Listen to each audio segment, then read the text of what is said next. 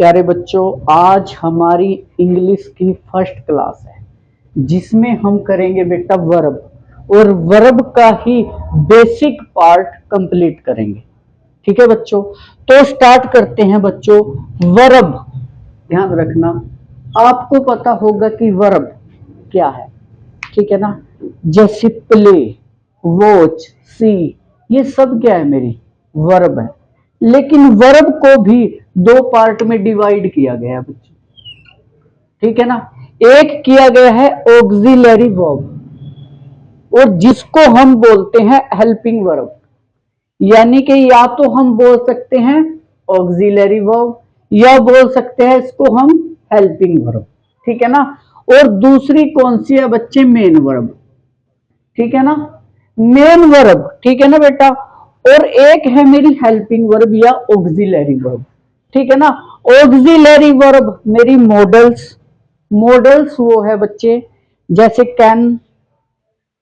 ठीक है ना, क्या बेटा, कैन हो गया, नीड हो गया, डेयर हो गया, ये सब क्या है मेरे मॉडल्स। ठीक है ना, और हेल्पिंग वर्ब क्यों बोला गया है बेटे इनको।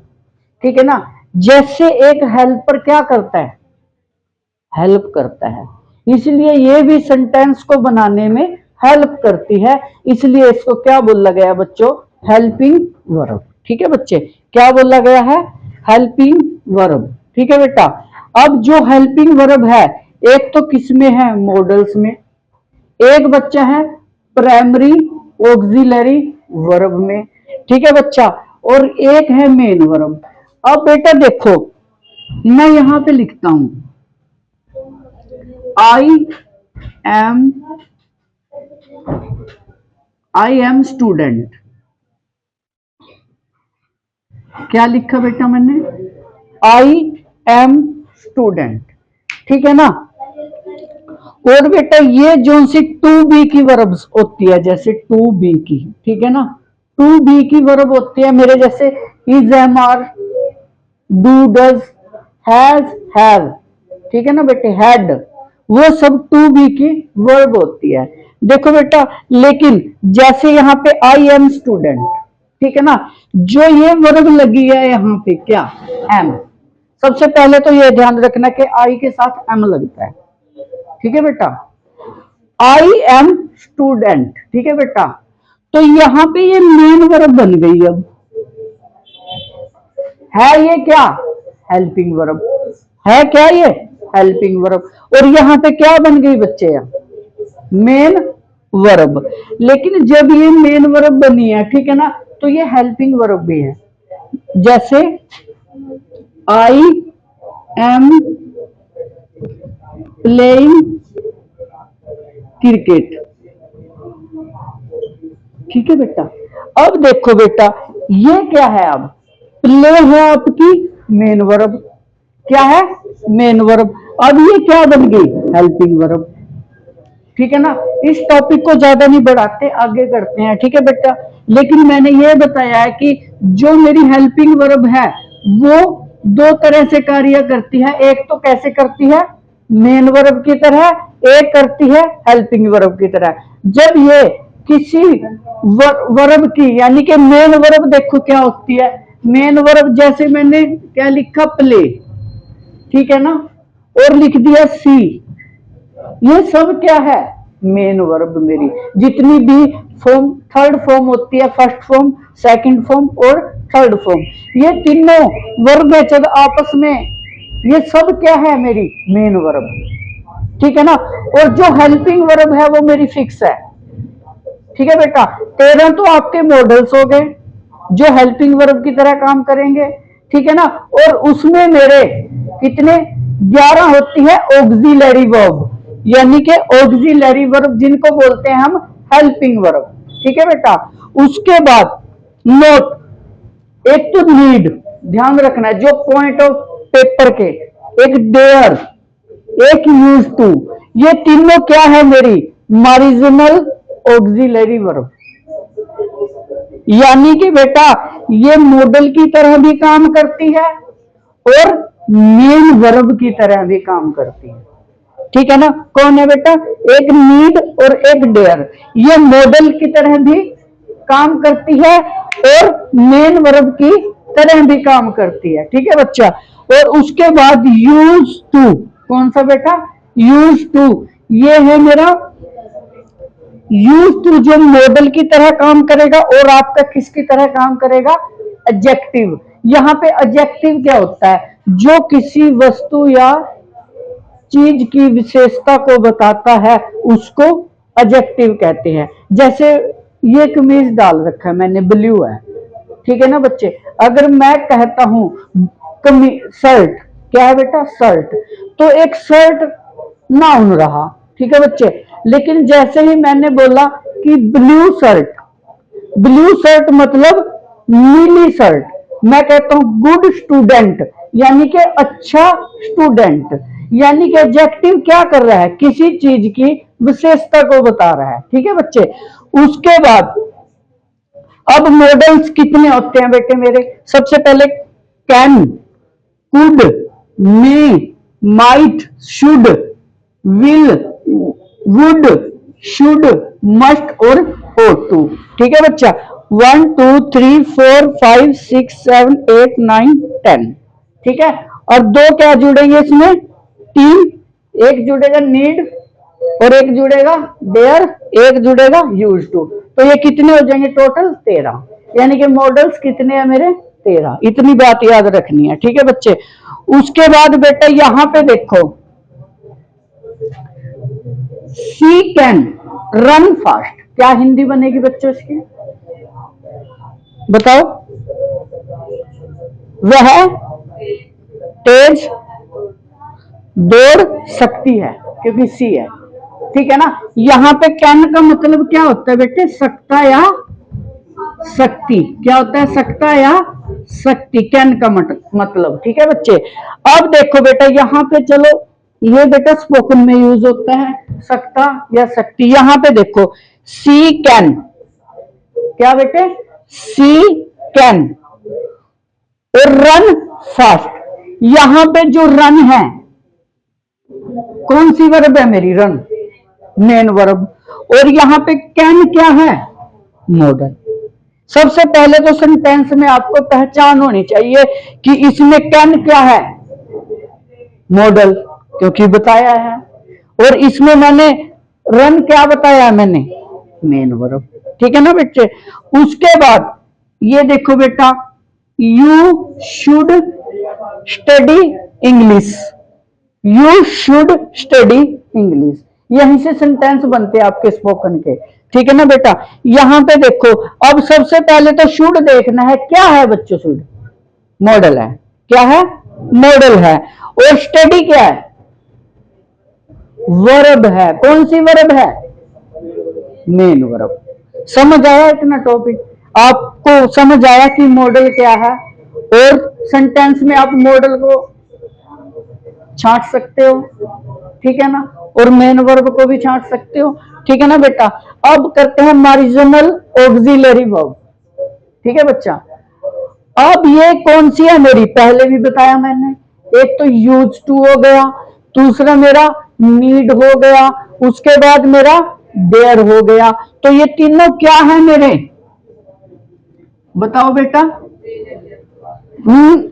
मार्जिनल ऑक्सिलरी वर्ब, ठीक है ना। इस चीज को आप ही समझ सकते हो कि मैंने MAV का मतलब क्या लिखा है, ठीक है ना।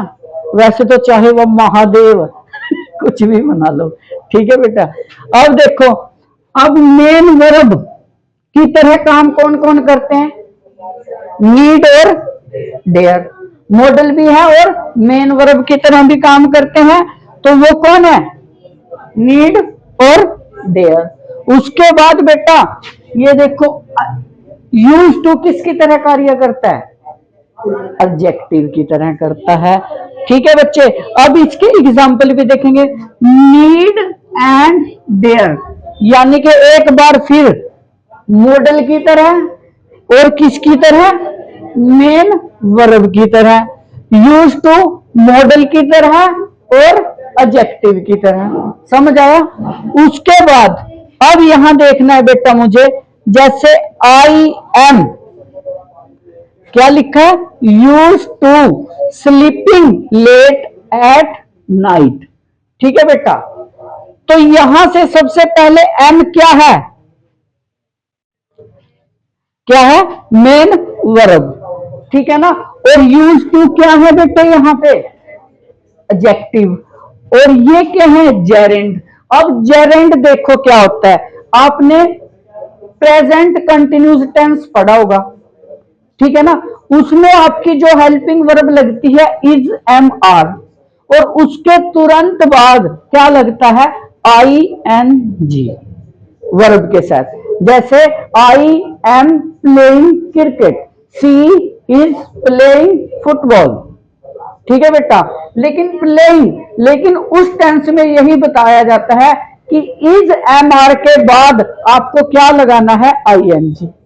यही बताया जाता है इज एम आर के बाद। लेकिन यहां पे तो बेटा इज एम आर नहीं आया, यूज टू के बाद स्लीपिंग आया सीधा, जबकि बता रखा है इज एम आर के बाद आई एन जी लगाना है, लेकिन यहां पे यूज टू आया है।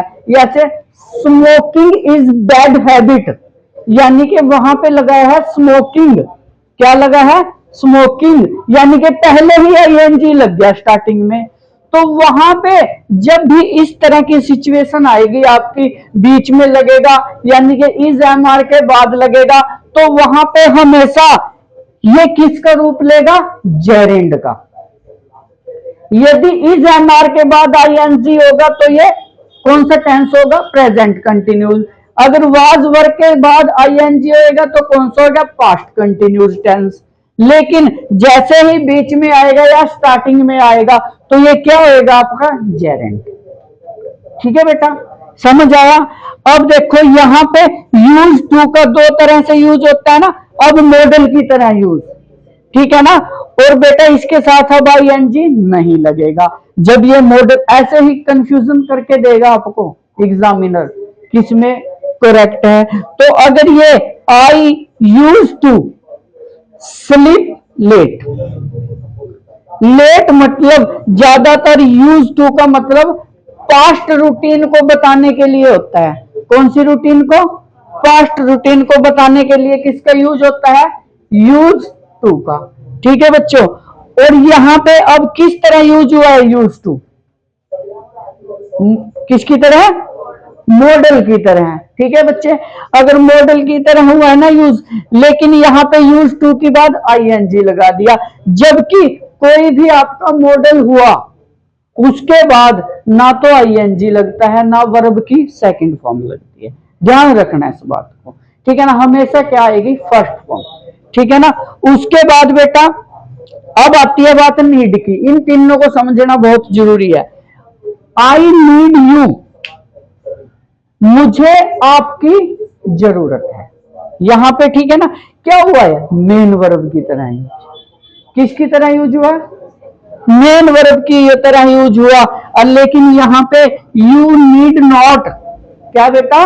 You need not come tomorrow. ठीक है, यहां पे बेटा ये क्या है? नीड मॉडल की तरह यूज हुआ है। किसकी तरह यूज हुआ? मॉडल की तरह यूज हुआ है।